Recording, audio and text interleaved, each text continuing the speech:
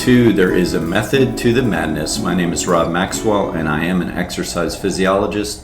I've been in business since 1994, that is 28 years.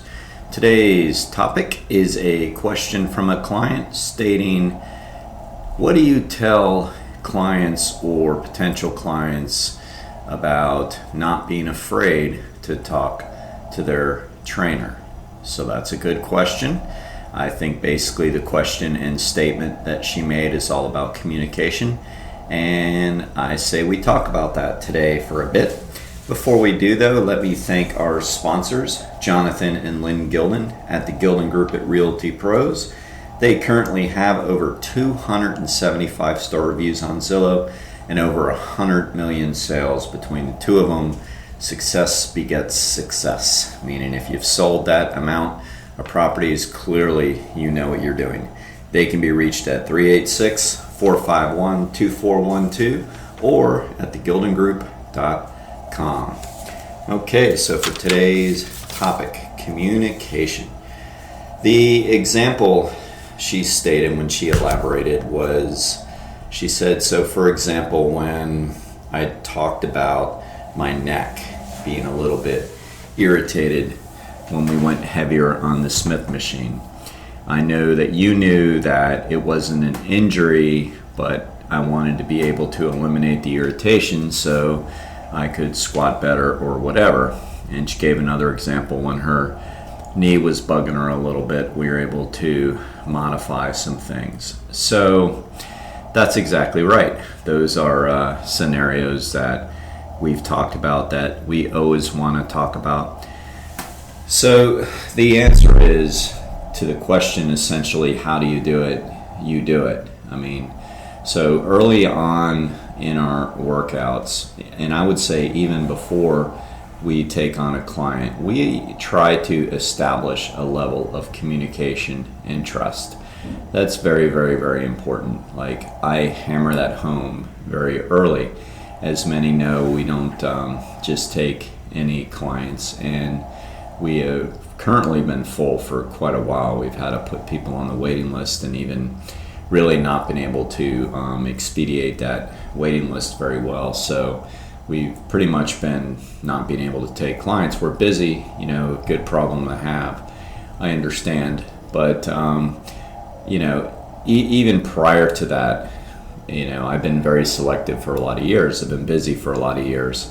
And I always tell people when they come in for a consultation, so let me back up. First thing, somebody calls and we call them back. We speak to them on the phone and we get a little bit of information, and I actually let them ask any information, any questions that they're looking for at the time.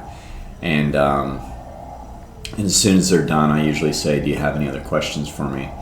And then if they don't, they've got all the general information they're looking for. I usually ask some questions like, what is your motivation? So what are your goals? Who referred you? I ask a litany of questions because I think it's important. So that's just step one. And if everything goes smoothly and I see no reason not to work with this person, again, this is when we were taking on new clients, then the next step is a consultation.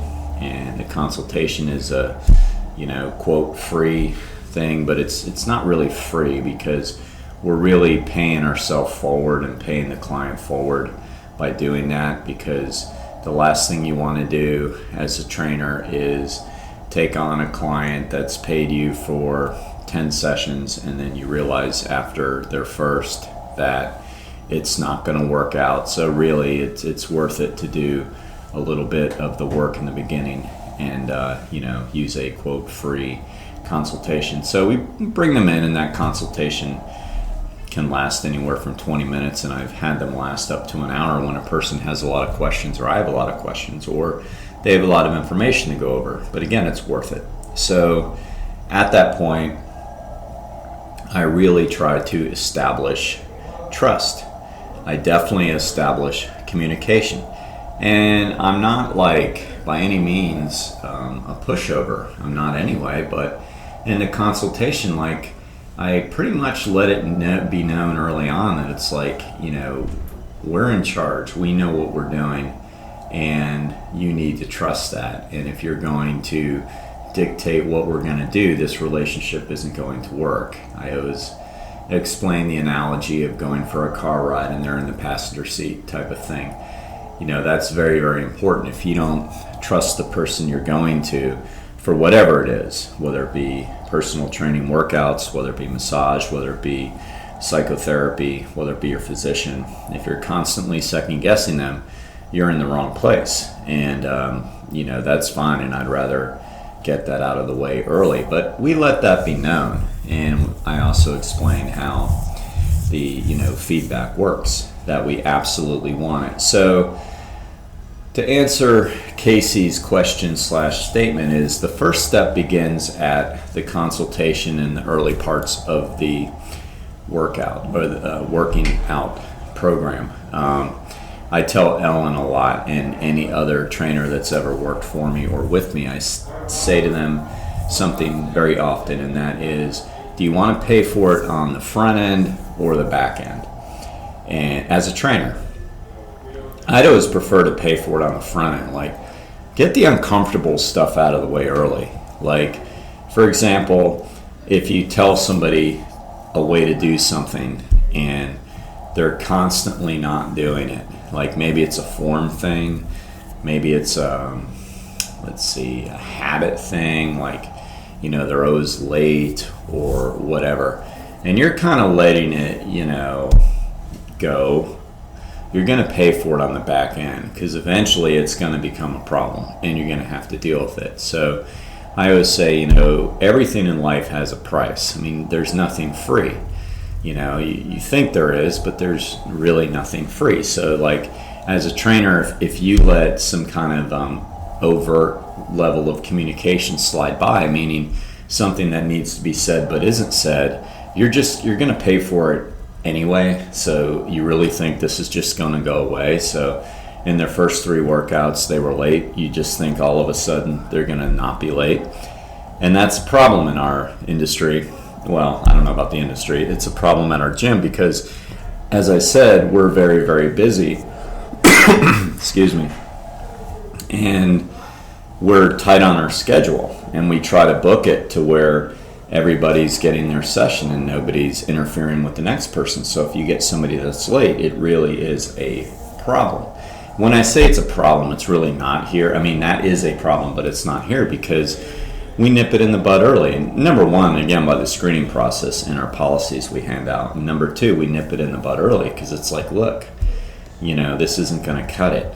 And so we don't have a problem with it, And when we do, somebody will text, and the few people that have been a few minutes late always understand. They always take responsibility. But again, that's because we have good communication. So, that saying really works. Do you want to pay for it on the front end or the back end? I'd rather pay for it on the front end. Get all the uncomfortable stuff out of the way early. Or maybe you just notice that, every time you tell them to do something, every time you're telling them to do homework because they're asking you for help, that's why they're here, and you say, so did you do this, did you do that? And there's, no. It's like, oh, okay. So you're going to pay for that on the back end as a trainer. It's going to be, well, you know what, I really wish I was getting better results. You're like, well, wait a minute. Have you been doing your homework? And then you're saying it, where in the beginning you're going to jump in early and be like, look, I don't want us to get to the point where you're not getting results. This is why I'm on you about your homework. So you pay for it on the front end. It's just works better for me. That's one of our policies. So, we basically trying to communicate to the best of our abilities, I think, sets a precedence for the client to be able to too.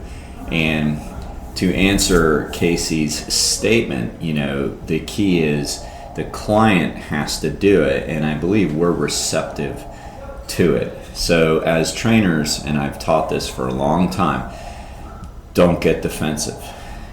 Don't get defensive. I can remember very early on in my career, I wasn't, that seasoned yet. I was probably 2-3 years in, and I didn't even, well, not even, I mean, it's like a lot of people don't, but I did not have my own facility yet. I was training people at their homes. I was training people at the YMCA. I was training people at another gym in town. So, I was moving around a little bit. And the client, offered some feedback, which I took as criticism. And I'm trying to think of the exact scenario now. And how I felt was like a putz. I felt like, God, I got defensive. And they even pointed it out. They're like, you're getting so defensive. And then that made me more defensive. And, I was getting on my high horse, this exercise physiologist, don't tell me my job. I wasn't being that offensive, but that's kind of the tone I was giving off. And, I believe we resolved it eventually, but, I've thought about that. I'm like, God, I really did get defensive, So I'd like to say that I learned that lesson, because I don't think I get defensive anymore with much of anything that I'm told in the physical fitness world by any means. So, that's our rule, don't get defensive. So we want to problem solve with a client. All right. So I know I'm like really trying to simplify this, but the bottom line is, the answer to the question to the client is, you got to give feedback. We try to do a good job of teaching the difference between pain, soreness, and fatigue burn. Okay, so let's talk about those three things a little bit. So pain is not good. Pain is never good. Pain means there's a problem. Pain is your body telling you there is a problem. Okay, we always teach staying at pain-free range of motion. That means, like, if you're squatting down, you feel pain at, say, 90 degrees, go to 80 degrees. So we always teach that no matter what the exercise is, and we, state that. Soreness is typically DOMS, delayed onset muscle soreness, and that's a good thing. Like, we want that. So when a client gives us feedback on that, like I was alluding to earlier, I don't get defensive, and I say that because we all know that I'm not perfect, but I do get sarcastic, and that to me. And I've taught trainers to kind of do it too, because sometimes people complain about DOMs. Say, I really don't want to get sore. And I might say something like, oh man, I wish I still get sore. I love getting sore.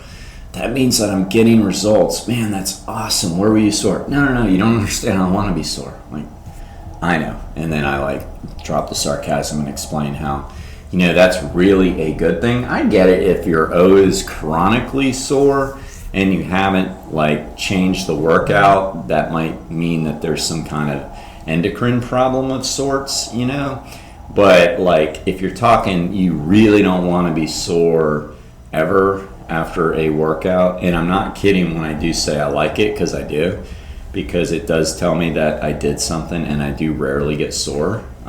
No, I'm not perfect or Superman. It's just that, I've been doing this for so long, it takes me really having to change something to get super sore. And I must add, as a little caveat here, it does not mean you have to get sore to get results. It just means that soreness means you absolutely did something right to get a little bit stronger and add muscle mass. But after I get over that sarcasm, then I explain to them, look, it's a good thing. It's really a good thing. And I get it, you don't want to be sore all the time, but you are going to have to push to get results. So again, that is a way to communicate that we can really get it out in the open. And I always try to use a little bit of humor in it. I do believe that it's not what you say, it's how you say it. So if somebody I feel is a constant complainer, which, look, we have some, I think everybody has some. I've talked to a friend the other day. We were just chatting about, how somehow we got talking about physicians and, why they might do what they do, and I was taking the side of the physician because, I have some that are friends and I've, know personally, and, it's, people can be pretty tough on them, people don't understand. It's like people will come in and just complain and complain and complain, and that's okay. That's part of the job, but then they come back in and they complain and they complain and they complain, and the doctor asked them if they tried this, and then they complain about that. They say, well, I did, but it didn't work. It's like, okay. and so they keep trying and they keep trying, and then, maybe they prescribe more of something, or maybe they don't do anything, and then the person complains about that. It's like they're just trying to appease you, to like figure out what your problem is, and all they have to go by is your complaints. So we were talking about that, and I said how we get a little bit of that in our situation, but not much, because we're cash pay. We're not insurance. So it's kind of like people more choose to be here. I mean, they choose to go to their doctors, but they're also, sometimes obligated to go to a certain doctor because of who their insurance sends them to. So I think physicians might deal more with that than we do as a cash pay. That's totally a choice. You felt this out, you like this, and whatever. So I don't think we get as much, but we do get our complainers. And so for me, I try to live by, it's not what you say, it's how you say it. So, you might get the old, and again, don't feel like giving feedback is complaining, because it's not. But that's where, we just let it rip, have the confidence to let it rip. Maybe you think you might be complaining. Well, complain anyway, because I'll let you know, and I might say something like, oh, come on, man. What do you mean? We just did that, just to kind of loosen them up a little, and then, get them to, maybe talk a little bit more. So there's a lot of tricks we can use with that. But the bottom line is to put everything out on the table. And I always say to trainers that have worked with me, and, in my personal life too, that, it's better to fight a little bit than to have unresolved conflicts. It's really better. I mean, I have had it out with clients before, and some of them still currently work out with me, and I'm talking had it out. I'm talking, alpha, yelling matches with me and a couple different male clients over stuff, power struggles typically. But as I said, hey, in my gym, you're going to lose that power struggle, when it comes to, usually it's the guys that want to do exercises that are hurting them, and I tell them it's not a good idea, but they want to do it anyway. I can think of 2 scenarios where that occurred, and one of them I literally had to hold down the overhead press so he couldn't lift it, because he was being that aggressive about it, like, I'm going to do it anyway. And so I just held it down, plain alpha dog, you're not as strong as me, you won't be able to push it up. And then, we had it out after that, and I told him it was best for him to just not work out with me anymore. And then he apologized, and he meant it. It was sincere. He said, look, I'm used to being the boss, and you're absolutely right, and you put me in my place, and I respect that. And he never did that again. I mean, he's still an alpha, and we would still maybe banter a little bit, and that's okay. That is perfectly fine. But he didn't try to tell me my job anymore, and we got along fine after that. So it's okay, to have it out. In sports psychology, they have something called forming, storming, norming, and performing, and it's the 4 stages of growth with somebody. Like, you're thrown together, you're formed, and then after a while you kind of get your, things start to come out. So then you get your little storms. How do you handle your storms? Well, every time we do this, my knee hurts. Okay, that's a mini storm. So as the trainer, we need to ask good questions and say, does it hurt, or do you have discomfort, or is it burning in your thighs? No, like right around here, right my thighs. It's like, okay, so that's not hurting, that's burning, and that's okay. Are you sure? Yes, I'm perfectly sure. And some people just need that confidence. Like, they don't know, they're afraid to get hurt. You can't blame them. They just need that confidence. Or it might be, the not so good scenarios. Like, every time we do this hurts my knee. Okay, so like where? Right here. So now they're pointing in the center of their joint. And you say, okay, that, that's in the joint. So do you feel it at every range of motion, or at just parts of it? Well, pretty much when we get here. Okay. So then that's great feedback. Like, we want to know that. We don't want to bullhead our way through an exercise that's causing problems. Eventually, we hope to get back to it if it's a good exercise, kind of a mandatory exercise. But there's plenty solutions around it if it's not a mandatory exercise. So, but that's great information. We want to know it. We do not push our way through it, And then thirdly, before, as I was going on about the different kinds of pain, there is burn and soreness. And sometimes people don't like it. Like, nobody likes the leg extension machine. It's gonna burn more than any other exercise because the quads are the third largest muscle group in the body behind the glutes. And it is an isolation exercise, which means only the quads are doing the work. So once you get anaerobic, which is going to happen somewhere around 20, 25, 30 seconds, it's going to burn it's going to burn, okay? It's just going to. If you're using the appropriate load. Sometimes people say, and they just don't know, they'll say, does this ever go away? It's like, no, because we increase the load. I mean, that's how we get stronger. So basically the bottom line is it's a necessary evil. Like, on certain exercises, you're going to have burn. So you have to explain that, and then the trainer does need to basically help the person push through that, because that's why we're here, to help you push through. You're not pushing through pain, you're pushing through fatigue, discomfort. We have to be uncomfortable to get better.